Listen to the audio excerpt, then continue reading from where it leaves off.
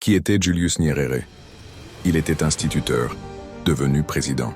Philosophe, devenu révolutionnaire. Son rêve?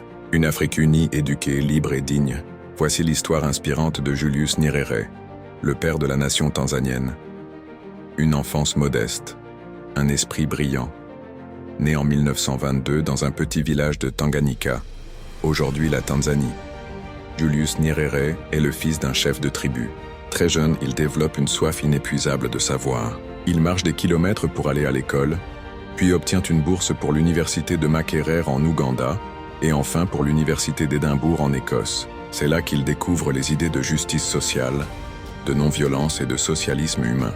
Mais son cœur reste tourné vers l'Afrique, corse le combat pour l'indépendance. De retour au pays, il devient professeur, puis fonde en 1954 le TANU, un mouvement pacifique pour libérer la Tanganyika de la domination britannique. Avant de continuer, si vous apprenez quelque chose grâce à ces récits, likez, abonnez-vous et partagez autour de vous. Soutenons ensemble la mémoire de nos héros. Aussi, vous allez découvrir d'autres histoires inspirantes de leaders panafricains et des hommes qui ont changé le monde. Abonnez-vous alors! Contrairement à beaucoup de leaders de l'époque, Nyerere ne prend pas les armes. Il croit en la force de la parole, du dialogue, de l'éducation, et il réussit. En 1961, la Tanganyika obtient son indépendance. 3 ans plus tard, elle fusionne avec Zanzibar pour former un nouveau pays, la Tanzanie, dont Nyerere devient le premier président. Crosso Lujamaa, un rêve africain. Nyerere voulait bâtir une société africaine solidaire, équitable et digne. Il lance alors une politique qu'il appelle Lujamaa, un mot swahili qui signifie famille élargie. Les villages sont regroupés, les terres partagées, l'éducation gratuite. L'objectif? Créer une économie au service de tous. Même si le modèle échoue économiquement, l'idée de justice sociale et de cohésion nationale reste gravée dans l'ADN du pays.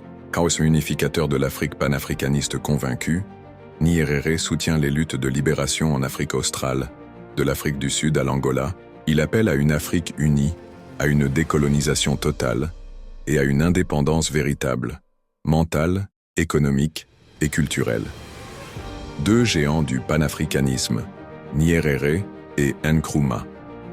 Dans les années 1960, alors que l'Afrique brisait ses chaînes coloniales, 2 voix s'élevaient plus fort que les autres, celle de Kwame Nkrumah du Ghana et celle de Julius Nyerere de Tanzanie.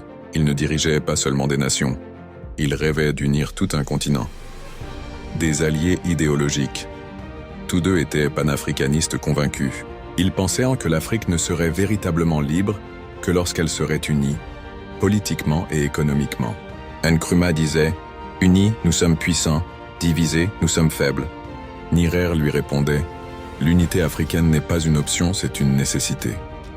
Ils partageaient aussi un rejet du néocolonialisme et une méfiance envers l'ingérence étrangère. Même si leurs chemins stratégiques divergeaient, Nyerere respectait profondément Nkrumah pour sa vision, son audace et son courage. Après le renversement de Nkrumah en 1966, Nyerere fut l'un des rares chefs d'État africains à le défendre publiquement, affirmant que l'Afrique avait perdu l'un de ses plus grands leaders. First, un homme d'intégrité. En 1985, Julius Nyerere quitte le pouvoir de son plein gré, un geste rare et noble.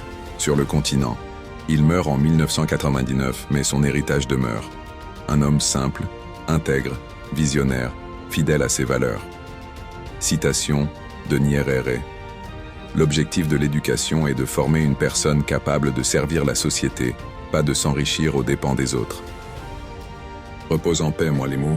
La terre africaine que tu as tant aimée te garde dans son cœur. Merci pour votre attention. Si ce message vous inspire, honorez sa mémoire en partageant cette histoire et en faisant rayonner ses valeurs autour de vous. Explorez la page pour découvrir d'autres grands bâtisseurs de l'Afrique et du monde libre.